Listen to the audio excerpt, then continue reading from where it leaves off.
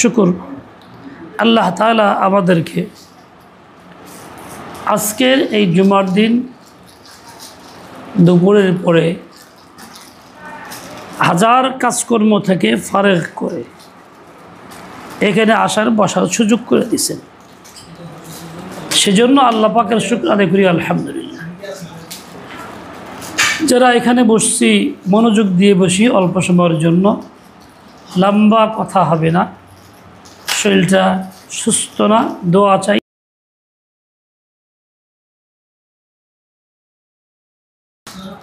কথাবার্তা বলার তৌফিক আল্লাহ তাআলা আমাকে দান করেন। এই জন্য আপনারা মনোযোগ দিয়ে বসবেন, অন্যমনস্ক হবেন না, পরস্পরের কথাও বলবেন না। আমরা একটা কঠিন ফিতনার যুগে আছি,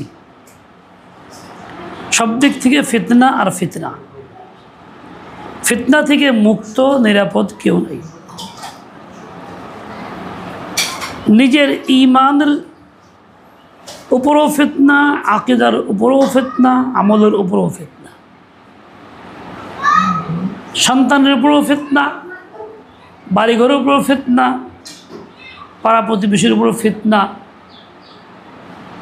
এমন একটা অবস্থা যে ফিতনার মধ্যে এখন আমি ধূম্রজালে আটকা আছি, কোনটা করব কোনটা করব না বুঝতেছি না। আর বাতিল এবং ফিতনাগুলি এতটাই জোরদার, তাদের দাওয়াত এত মজবুত, মিশন এত সচল যে আমরা হায়রান। সবসময় তারা লাগে আছে। এক লোক খুব দীর্ঘ সময় ইবাদত করতে পারত, রাত ভর ইবাদত মেহনত মুজাহাদা, দিন ভর ইবাদত মেহনত মুজাহাদা করতে পারত। অন্যরা দেখে ঈর্ষা করতো, আরে বাপরি বাপ, সাংঘাতিক ব্যাপার, সাংঘাতিক বড় মুজাহিদ ব্যক্তি। এক আল্লাহওয়ালাকে এই ঘটনা শোনানো হইলে তিনি বললেন, নিশ্চয় একখানার মধ্যে কোনো হারাম কিছু আছে, এই জন্য এত দীর্ঘ মেহনত মুজাহাদা করে। তখন খোঁজখবর নিয়ে দেখা গেল আসলে এই যে লোকটার খাবার হারাম, খাদ্যের মধ্যে হারাম আছে। শুধু হালাল খাইলে পরে হালাল খানার আসর এবং নূর থাকতো, এত লম্বা সময় হইতো না, প্রয়োজনীয় ইবাদত হইতো, আবার আরাম বিশ্রামও হইতো। আর এর মধ্যে তা না, অনবরত চলছে। ওই আল্লাহওয়ালার চোখ খোলা, যে দেখছেন, বলছেন হ্যাঁ খানা হারাম, নিশ্চয়ই খানার মধ্যে হারাম কিছু আছে। হারাম খাইলে বাহ্যিক শরীরে শক্তি হয়, উদ্যম হয়। হারাম খাইলে বাহ্যিকভাবে সাহস হয়।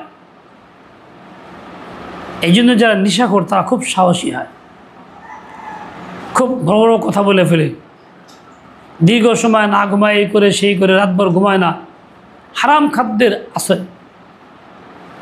আর হালাল খানার মধ্যে আরাম আছে বিধায় প্রয়োজন মতো ঘুমও আছে, আবার ইবাদতের সুযোগ আছে। হালালের মধ্যে ফায়দা, হারামে ফায়দা থাকলেও সুরতে ফায়দা, বাস্তবে ফায়দা নেই। যে হারাম খাইলে দোয়া কবুল হয় না, যে হারামের দ্বারা আল্লাহর নৈকট্য লাভ করা যায় না, যে হারামের নূর থাকে, জুলমত থাকে, এই হারামে কি উপকার? এই জন্য আমাদের সচেতন থাকতে হবে। সকলেই সবসময় খেয়াল রাখবো কোনো হারাম খাদ্য আমার ভিতরে না যায়। হাদিসে পাকের মধ্যে আসছে, লাহমুন নাবাতা মিনাস সুহতি ফান্নারু আওলা বিহি। শরীরের যে গোশত, যে অংশটুকু হারাম খাদ্যের দ্বারা বৃদ্ধি হয়, উৎপাদিত হয়, জাহান্নামী তার জন্য উত্তম জায়গা, উত্তম স্থান। ওই গোশতের ঠিকানা জাহান্নাম, জাহান্নামে যাবে। আর হালাল খাবারের দ্বারা যে গোশত পয়দা হয়, ওই গোশতের ঠিকানা জান্নাত, জান্নাতে যাবে। বর্তমান যুগে খানার মধ্যে এতটাই মিশ্রণ, এত প্রকার, হালাল হারাম বোঝাটা কঠিন হয়ে গেছে। আরব দেশগুলির মধ্যে এই মাছ যায়, গোশত যায় বিভিন্ন প্রাণীর প্যাকেট করা অমুসলিম দেশগুলির থেকে আসে, লেখা দেয় হালাল। বাস্তব মুসলিম দেশ থেকে তো আর মুসলমানের মতো আল্লাহর নাম নিয়ে জবাই করার ব্যবস্থা করা হয় না, মেশিনে জবাই করে এগুলি ভাগ করে ছেড়ে দেয়। এই জন্য কঠিন হয় আরব দেশগুলির মধ্যে খাওয়াটা। হ্যাঁ, যে বিচার করে না এমনিতে খায় বেপরোয়া, সে তো ভিন্ন কথা। তারা এইগুলি সাপ্লাই কেন করে? আরবের লোকেরা হারাম খায় অভ্যস্ত হইলে মন দুর্বল হয়ে যাবে, দিনের প্রতি আগ্রহ কমবে। আর বাস্তব হইল আরবের লোকেরাই দিনের বুনিয়াদ, এরা দিনের যে কোনো মৌলিক কাজ এরাই আঞ্জাম দেয়। খাস করে জিহাদে যদি আরবের লোকেরা না থাকে জিহাদ হয় না, এতটা সাহসী।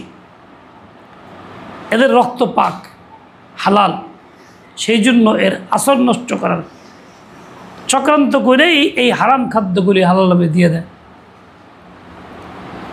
আমাদের দেশেও আজকে অনেক খানা চলছে, মুরগি পোড়া, মুখ চা, তুমুক চা, নানান রকম আইটেম, বার্গার সার্গার, এগুলি খাইতে বাচ্চারা ভালোবাসে, অভ্যাস করাইছি আমরাও খাইতে ভালো ঘুরি, এগুলি খাই।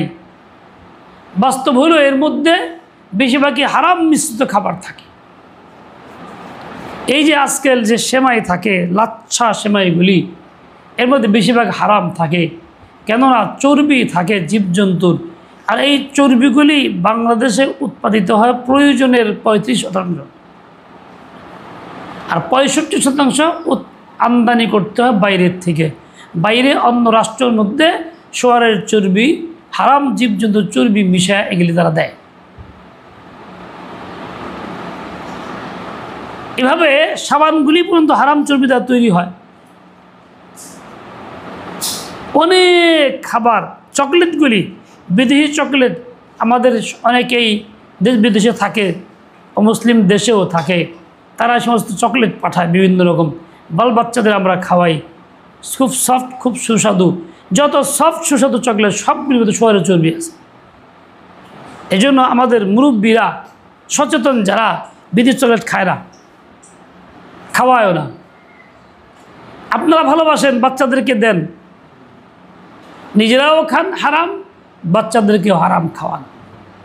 ফল কি হয়? এই বাল বাচ্চারা আল্লাহমুখী হয় না, আল্লাহ থেকে দূরে সরে যায়, হালালমুখী হয় না, হারামমুখী হয়। যেমন খাদ্যের আসর, হাদিসে তো আসছে, যে খাদ্যের দ্বারা রোগস্থ শরীরে পয়দা হয়, হারাম খাদ্যের দ্বারা সে জাহান্নামে যাবে। ফান্নার আউলাবি, তাহলে আমি হারাম খাবার খাওয়াইয়া বাচ্চাকে জাহান্নামের উপযুক্ত বানাইয়া পাঠাইতেছি। দোষ আমার নিজেরই, কপাল পরিশুদ্ধ আমার পড়তেছে, আমি ইচ্ছা করে এই কাজটা করতেছি। এই যুগে তো খুব বেশি বাছাই করে খাওয়া দরকার, যাচাই করে খাওয়া দরকার, কোনটা খাবো কোনটা খাবো না। কোনো বিজ্ঞ আলেমকে জিজ্ঞাসা করি, কোড দেখি, খোঁজখবর নেই, কোন কোন কোড আসে বিদেশ থেকে, কোন কোম্পানির কী কোড থাকে, যাচাই বাছাই করে পরে যেন খাই। পাইলেই খাইলাম এমনটা না হয়। এই জিহ্বাটা সাংঘাতিক লোভী, এই জিহ্বা সাংঘাতিক লোভী। কোনো বাবনের কাছে যদি কোনো মানুষ সামনে যায়, কোনো টক জাতীয় কিছু জিহ্বা বাড়ি করে চার থাকে, এরকম করে থাকে, তাহলে আমার মনে হয় কোনো মা বোনদের জিহ্বা এমন থাকবে না যে জিহ্বা একটু আগ্রহী হবে না, একটু পানি তার মধ্যে আসবে না, মনে চায় একটু খাইতে, আগ্রহ করবে না, এমনটা হয় না। প্রত্যেকের জিহ্বাই পানি আসবে, খাইতে যাবে, না চাইলেও মনে চাইবে খাইতে, এমন একটা কিছু হবে। তার মানে এই জিহ্বাটা সাংঘাতিক লোভী। এই জিহ্বা সাংঘাতিক লোভী, বড় পেটু খালি খাইতে চায়। এই জিহ্বাকে নিয়ন্ত্রণ করো।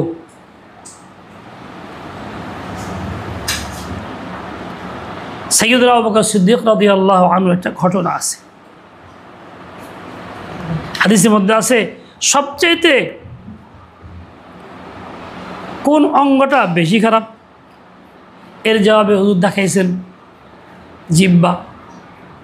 সবচাইতে কোন অঙ্গটা বেশি ভালো? দেখাইছেন জিহ্বা। বলে কেমনে হইল?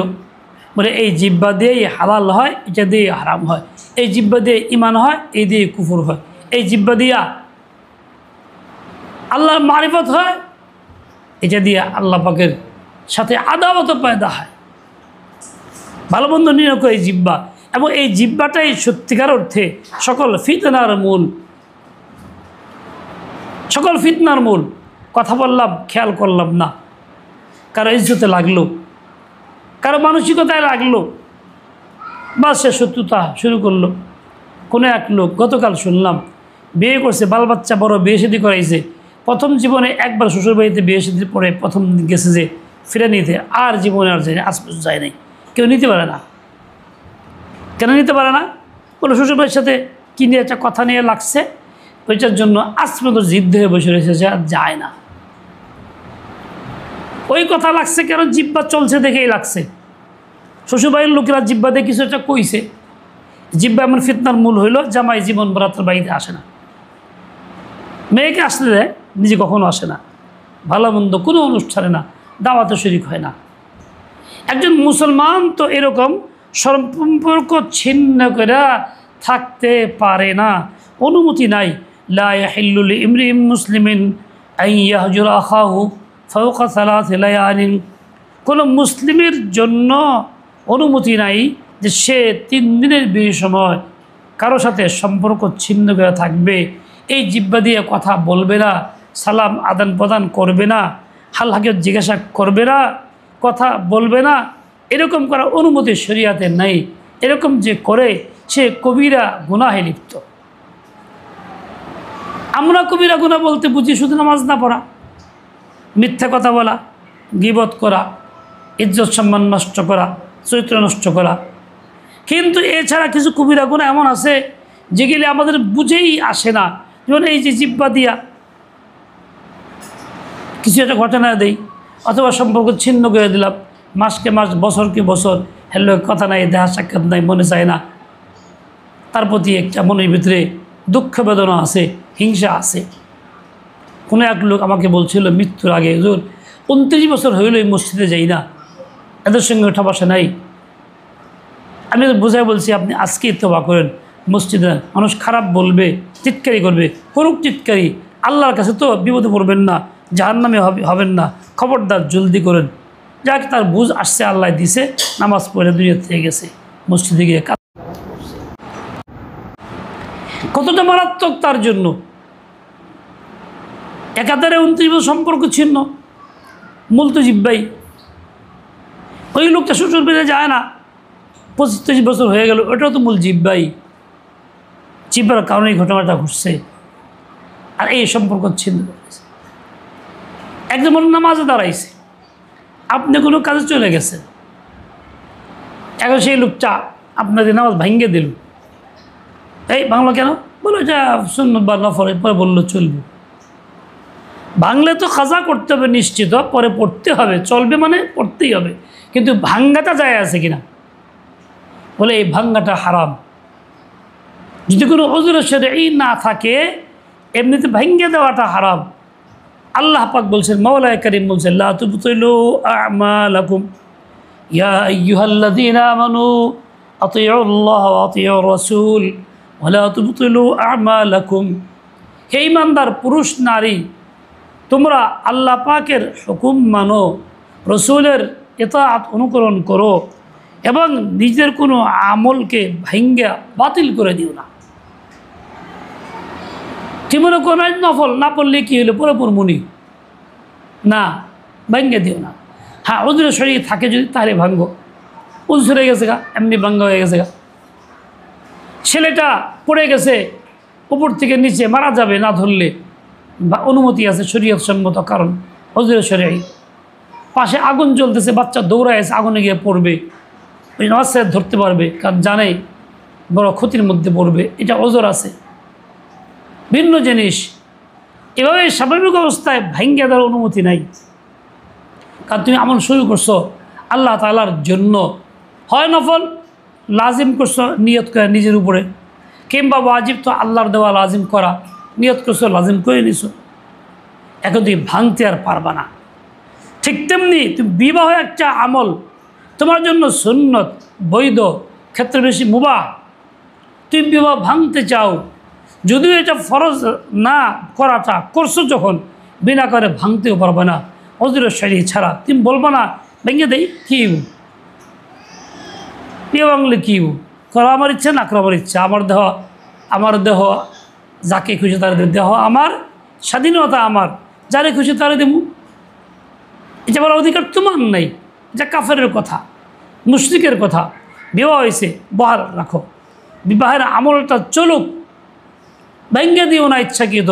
হ্যাঁ, উজরে শরঈ থাকলে ভিন্ন কথা। উজরে শরঈ মানে ওই ছেলে তোমাকে পর্দা করতে দেয় না, নামাজ পড়তে দেয় না, তোমাকে গুনাহ করতে বাধ্য করে, পরপুরুষ ঘরে যাইতে বলে, তুমি তো মানবাই না, এই ক্ষেত্রে তুমি উজরে শরঈ ভেঙে দাও, অধিকার তোমার আছে ভেঙে দেওয়ার, আত্মরক্ষার জন্য, ইজ্জত রক্ষার জন্য। কিন্তু এমনিতেই এর চেয়ে ভালো ছেলে প্রস্তাব আসতে পাওয়া যায়, শিক্ষিত বেশি, পয়সা বেশি, ভেঙে দেড় গাছ যাইয়া, এটা হারাম তোমার জন্য, এই ভাঙ্গার অনুমতি নাই। বিনা কারণে ভাঙবা, যেমন অনুমতি নাই হারাম হবে, ঠিক তেমনি এর জন্য বড় কঠিন ওয়াইদ আছে, তুমি এর জন্য জাহান্নামী হইবা। হাদিসে পাকে আসছে, মান সাআলা তালাকাহা, যে তার নিজের তলাক কামনা করে, চায়, দাবি করে, ফাহারামুন আলাইহা রায়হাতুল জান্নাহ, তার জন্য জান্নাতের সুগন্ধিও হারাম। ঠিক যে নারী অপর নারী তালাক চায়, সতীনের স্বামীর কাছে দাবি করে, বাধ্য করে, ওরা তালাক দিলে সংসার করুক, তাহলে সংসার করুম না, তালাক দিতে হবে, জুলুম অত্যাচার করে, সেও তো অপরের তালাক কামড় চাইল, বলে এই নারীর উপরেও জান্নাত হারাম, যে অপরের তালাক চাইল, তার সতীনের তালাক চাইল, স্বামীকে বাধ্য করলো, চাপ প্রয়োগ করতেছে তালাক দেওয়ার জন্য। এইরকম নারীর জন্য এটা হারাম, কবিরা গুনাহ।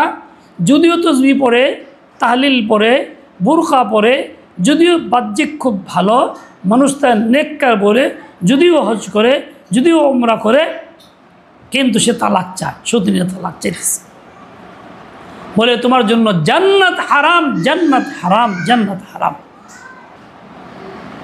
জান্নাত যখন হারাম হতো পাইবা কি?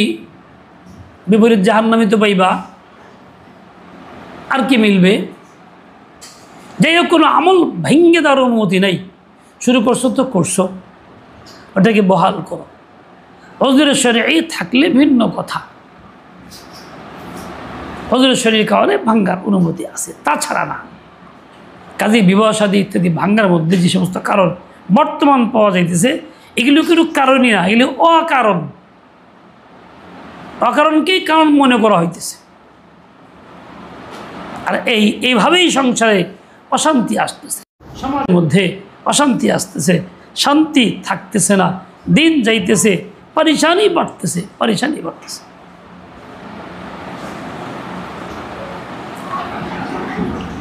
আল্লাহ আমাদের হেদায়েত দেন, সহি বুঝ দিয়ে দেন, আল্লাহ আমলের তৌফিক দিয়ে দেন। কি দিয়ে শুরু করছিলেন?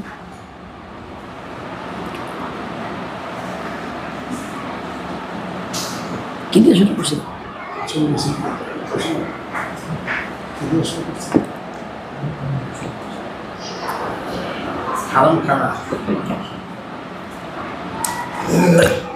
তো হারাম কাজ যেমন করা যাবে না, হারাম খানা যেমন খাওয়া যাবে না, হারাম কাজও করা যাবে না, ঠিক তেমনি হারাম কথাও বলা যাবে না।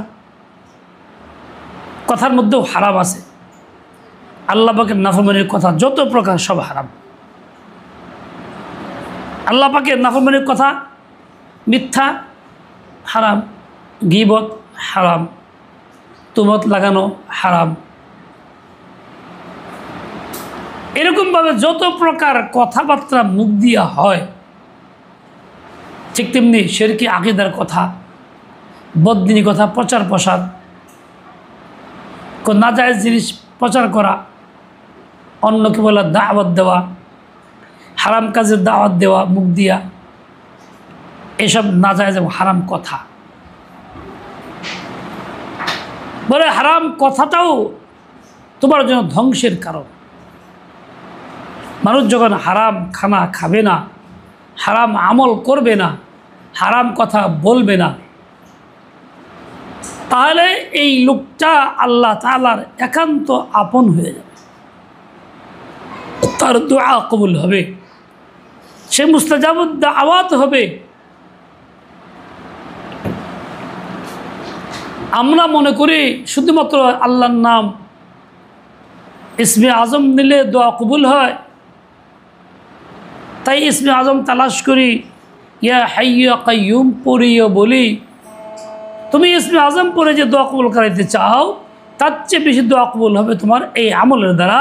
তুমি যখন হারাম কথা বলবা না, হারাম কাজ করবা না, হারামটা খাইবা না, এটি তোমার ইসমে আজম। হারাম থেকে বাঁচাতে ইসমে আজম। আল্লাহ পাকের বান্দাবান্দিরা যারা পূর্বে গেছেন আকাবের, তারা কিন্তু ইসমে আজম পড়েন নাই, তারাই কিন্তু হারাম কথা থেকে বাঁচছেন, হারাম কাজ থেকে বাঁচছেন, হারাম খাবার থেকে বাঁচছেন, মুজাহাদা করছেন দীর্ঘ সময় পর্যন্ত। দোয়া কবুল হয়েছে, পরেশানি চলে গেছে।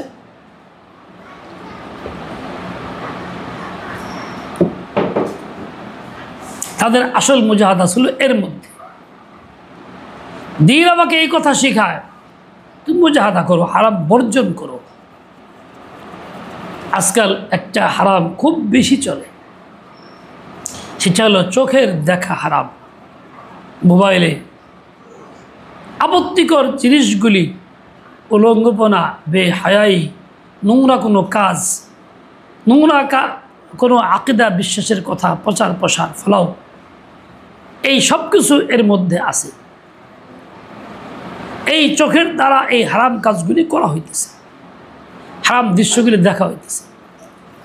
চোখ দিয়ে হারাম দৃশ্য দেখা, হারাম কাজগুলি করা এতটা বড় অপরাধ যে এইটার কারণে একদম আল্লাহ তাআলা প্রথমে তো নারাজ হন, আল্লাহ তাআলা গুসা হয়। দ্বিতীয়ত এই কাজগুলির কারণে দিলের ভিতরে একটা খারাপ আসর পয়দা হয়, জুলমত পয়দা হয়। নেক কাজ ভালো লাগে না, তেলাওয়াত ভালো লাগে না, নামাজ ভালো লাগে না, দোয়া করতেও ভালো লাগে না, মনে চায় না, কালিমার কথা বলতেও মনে চায় না, দাওয়াতের কাজও ভালো লাগে না, কোনো কিছুই ভালো লাগে না। এটা হলো এই হারামের তাসির, এই চোখের গুনাহের তাসির। গুনাহ করলো চোখ দিয়া, নষ্ট হলো সর্বাঙ্গ, নষ্ট হলো দিলে দিমাগ, নষ্ট হলো তার আকল ও ফাহাম, নষ্ট হলো তার জ্ঞান। এখন সে ভালোটা করে না, ভালোটার পক্ষে থাকে না, এইসব তার হারায়া যায়। এমনকি এই চোখের গুনাহের কারণে তার মৃত্যুটা পর্যন্ত ঈমান সহকারে হয় না, ঈমান ছাড়া বেঈমানি অবস্থায় মৃত্যু হয়। এই চোখের গুনাহের কারণে মানুষ দোয়া থেকে বঞ্চিত হয়, তার দোয়া কবুল হয় না। চোখের গুনাহের কারণে তার ভিতরে ওয়াসওয়াসা, সন্দেহ পয়দা হয়ে যায়। চোখের গুনাহের কারণে শয়তান তার উপরে সবসময় ভর করে থাকে। চোখের গুনাহের কারণে আল্লাহর রহমত থেকে বঞ্চিত হয়। চোখের গুনাহের কারণে ফেরেশতারা তার থেকে দূরে সরে যায়। এই চোখ দিলকে ফিকাশে বানায় ফেলে, বেমজা বানায় ফেলে, বদনুমা বানায় ফেলে। এই জন্যই দিলের ভিতরে কোনো ভালো কাজের চাহিদা থাকে না, আনন্দ থাকে না, মজাও থাকে না, স্বাদও থাকে না। সেইভাবেই জিন্দেগি বরবাদ করে, কোনো কিছু তার কাছে ভালো লাগে না। আসল ভালো লাগার কারণ হলো তার চোখ। শুধু তাই না, তাহাজ্জুদের সময় উঠতেও মনে চায় না, চোখও ভাঙে না, চোখ খুললেও উঠতে মনে চায় না, অলসতার মধ্যেই সময়টা কাটে। এর পিছনে বড় কাজ হলো চোখের গুনাহ।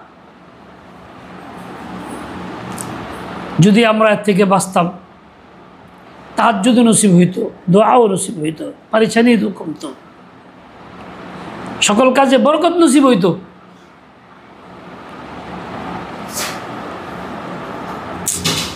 এক আবেদ ছিল বনি ইসরাইলের। এই আবেদ শহর থেকে বিচ্ছিন্ন দূরে একটা পাহাড়ের কাছে ইবাদতখানা বানায় ইবাদত করত, সেখানেই থাকতো। সামাজিকভাবে মানুষের সাথে সম্পর্ক ওঠা বসা ছিল না, বিচ্ছিন্ন ছিল, এক সুই ছিল। আগের যুগে অনেক আল্লাহওয়ালা আবেদরা সমাজ থেকে বাইরে গিয়া স্বাধীন জীবন যাপন করছে। এই লোকটা ওই রকম ওখানে ইবাদত করে, নাম টাম ছড়ায় গেল, মানুষ তার কাছে যাতায়াত করে দোয়া চায়। ইবলিসের পরিকল্পনা হলো কিভাবে এই লোকটাকে গুমরা কইরা জাহান্নামে নেওয়া যায়। মানে ইবলিস বুদ্ধি করছে। বুদ্ধিটা কি করছে?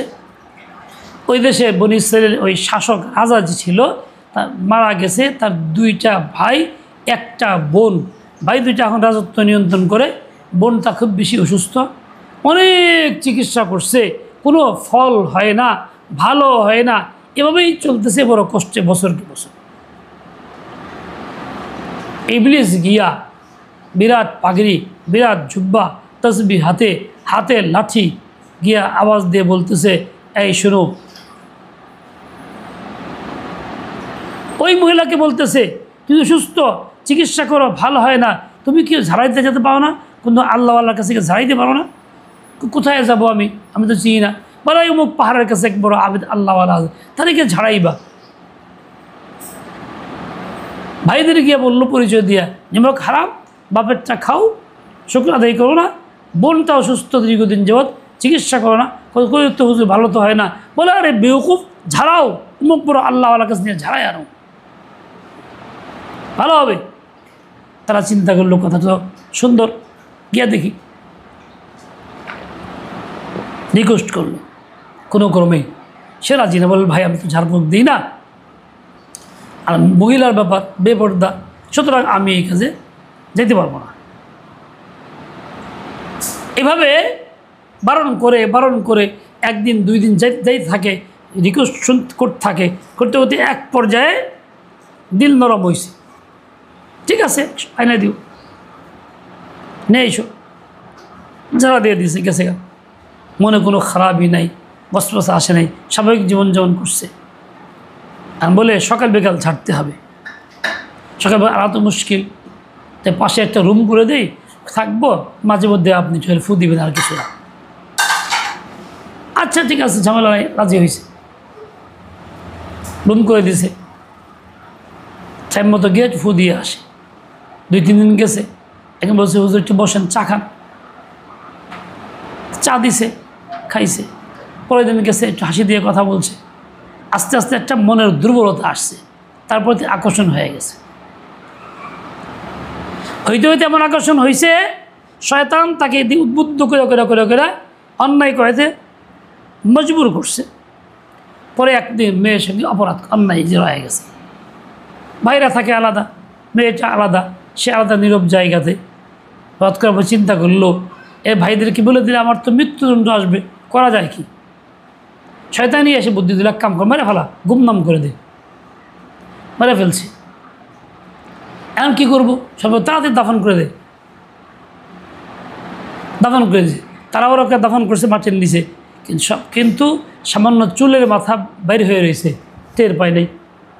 শয়তান গিয়ে বলছে ভাইদেরকে, এই বেকুফের দল, নিমা খেমার দল, খবর রাখো, বোনের খবর, বোন কোথায়? হায় হায়, বোন নেই, তালাশ করছে, নাই। কী হয়েছে? কবর মেরে ফেলছে, অপরাধ করছে এই বদমাইশে, ওটা ওখানে কবরে আছে। ঘটনা ঠিকই ধরে নিছে। এখন কথা ধর ফাঁসির অর্ডার, ফাঁসি বাস্তবায়ন করবে।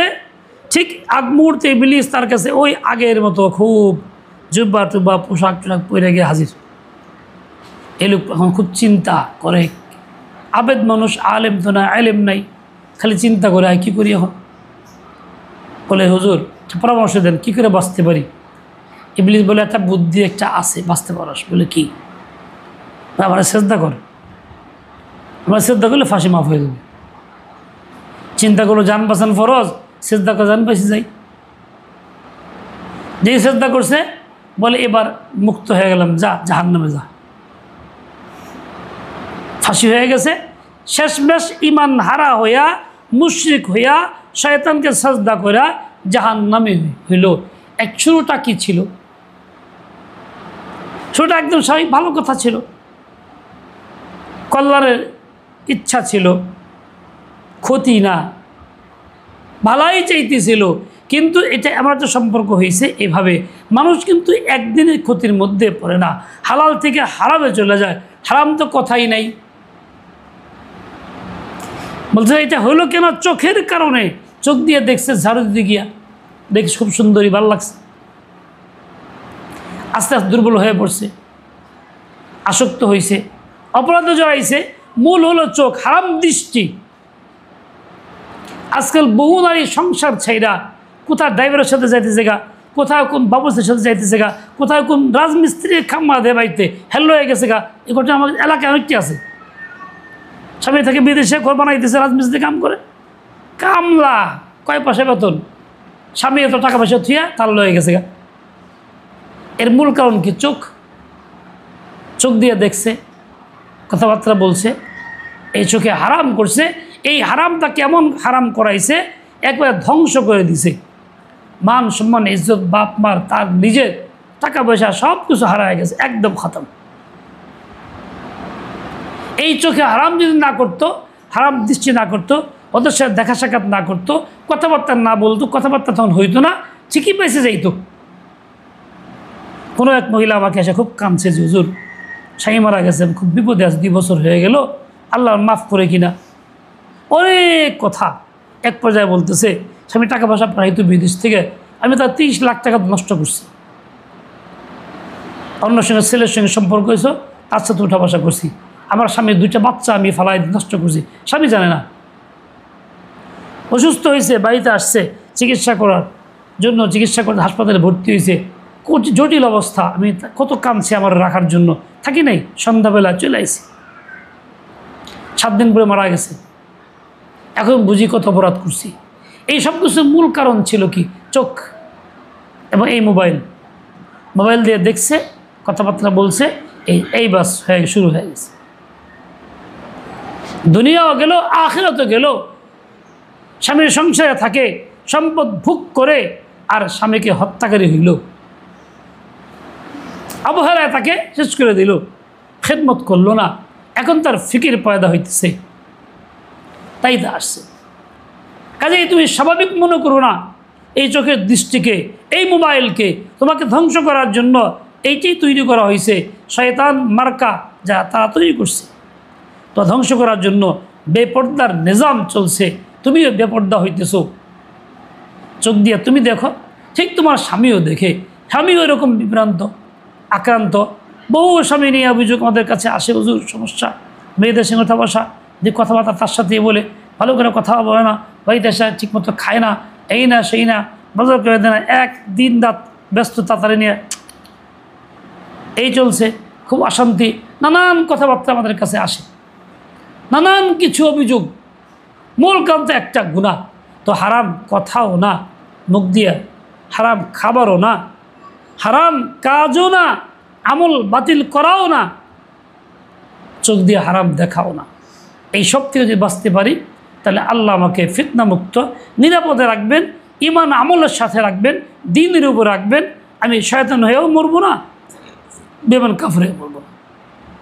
আর এগুলো ছাড়তে না পারলে সবই আমার যাবে, দুনিয়াও যাবে, আখিরাতও যাবে। আল্লাহ তাআলা আমাদের সতর্ক করে দেন, সেই বুঝ দিয়ে দেন। এগুলির জন্য শর্ত হলো কোনো আল্লাহওয়ালার সঙ্গে পরামর্শ করতে থাকা, হালাত জানানো, কোনো আল্লাহওয়ালার হাতে বায়াত গ্রহণ করা, তার থেকে পরামর্শ নিয়ে জীবনযাপন করা, আর না হইলে সমূহ বিপদ। এই জন্য যে যেখানে আসি, যার সঙ্গে মুনাসাবাত হয়, কোনো আল্লাহওয়ালার সঙ্গে সম্পর্ক কইরা পরামর্শ করে জীবনযাপন করব এবং হারাম থেকে বাঁচব। আল্লাহ পাক রব্বুল আলামিন সব রকম হারাম থেকে বাঁচার তৌফিক দিয়ে দেন। ফজরের নামাজের পরে সূরা ইয়াসিন ও সূরা আর রহমান